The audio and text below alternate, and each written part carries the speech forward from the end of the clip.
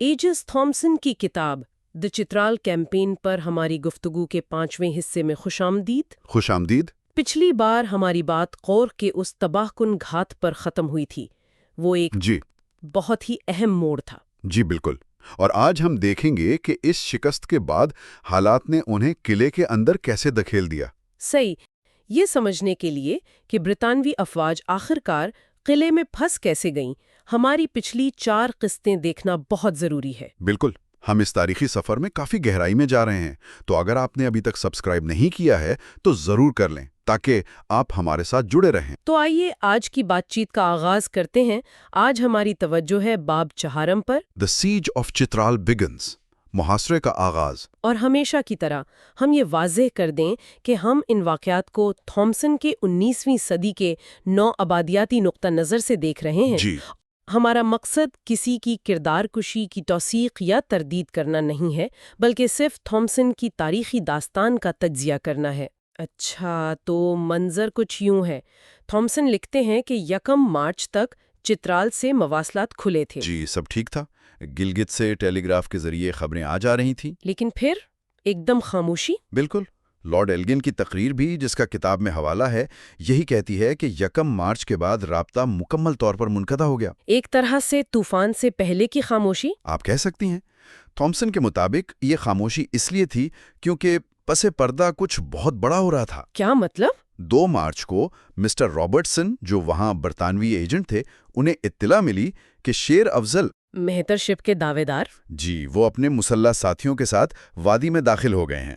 لیکن شروع میں اس خبر کو سنجیدگی سے نہیں لیا گیا۔ اچھا، انہوں نے اسے جھوٹا سمجھا؟ جی، انہوں نے تصدیق کے لیے آدمی بھیجے اور انہوں نے واپس آ کر کہا کہ یہ خبر جھوٹی ہے۔ یہ کو بہت دلچسپ بات ہے۔ کیا یہ حد سے زیادہ اعتماد تھا یا صرف معلومات کی کمی؟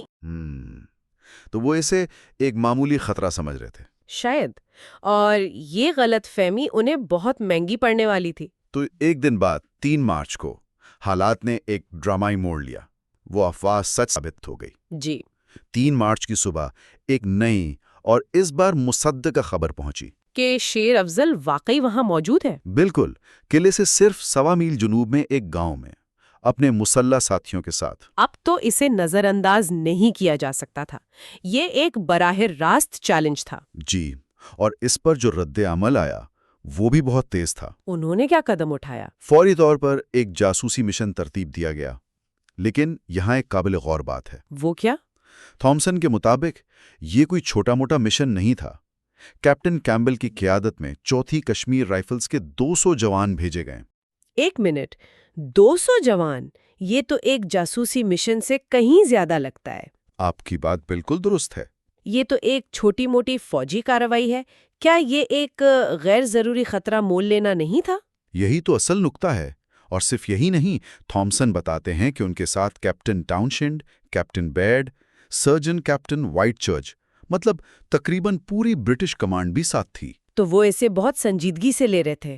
بہت زیادہ۔ شاید ان کا مقصد شیر افضل کو ڈرا کر بھگانا تھا، لیکن نتیجہ بالکل الٹ نکلا۔ اور جیسا کہ ہم نے پچھلی بار قورک کے واقعے میں دیکھا، ان کی پوزیشن پہلے ہی بہت نازک تھی، تو یہ مشن بھی یقیناً ایک بڑے تصادم میں بدل گیا۔ بالکل۔ تھامسن اس منظر کو کیسے بیان کرتے ہیں؟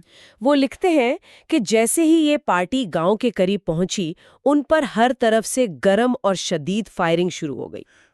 چھتوں سے، دیواروں کے پیچھے سے، مطلب ہر طرف سے گولیاں برس رہی تھیں۔ یہ کوئی معمولی جھڑپ نہیں تھی، یہ ایک سوچا سمجھا گھات تھا۔ وہ سیدھا ایک جال میں جا پھنسے تھے۔ تو جو مشن دشمن کی طاقت کا اندازہ لگانے گیا تھا، وہ خود اپنی بقا کی جنگ لڑنے لگا۔ جی، اور صورتحال تیزی سے بگڑ گئی۔ تھامسن کے مطابق کیپٹن بیئرڈ شدید زخمی ہوئے اور کچھ ہی دیر میں ہلاک ہو گئے۔ افراتفری پھیل گئی اور برطانوی افواج کو پسپائی پر مجبور ہونا پڑا۔ اور یہ پسپائی بھی آسان نہیں ہوگی۔ بالکل نہیں، ان پر مسلسل فائرنگ ہو رہی تھی۔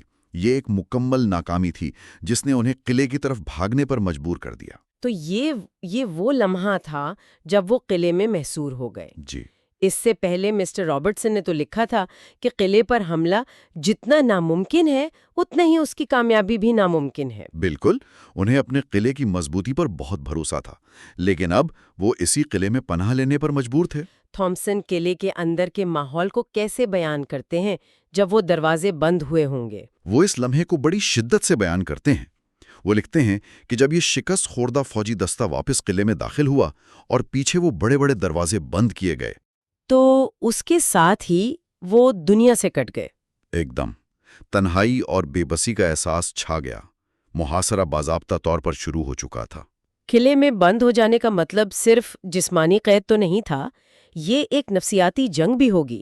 یقیناً تھامسن بتاتے ہیں کہ قلعہ خود تو مضبوط تھا، لیکن اس میں موجود گیرزن کی تعداد بہت کم تھی۔ اور راشن اور اسلحہ؟ وہ بھی محدود تھا۔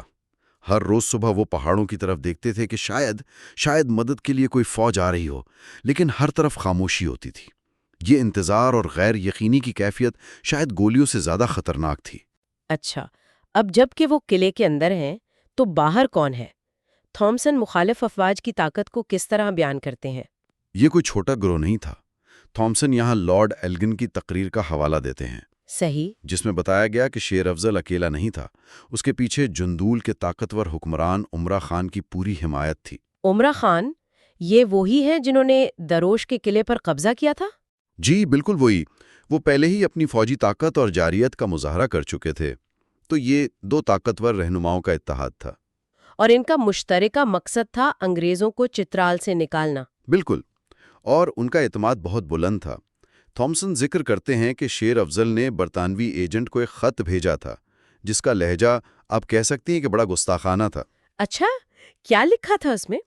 مطالبہ کیا گیا تھا کہ تمام برطانوی افسران فوراً چترال سے نکل جائیں، ورنہ عمرہ خان کی فوجیں آگے بڑھیں گی اور پھر نتائج کے ذمہ دار وہ خود ہوں گے۔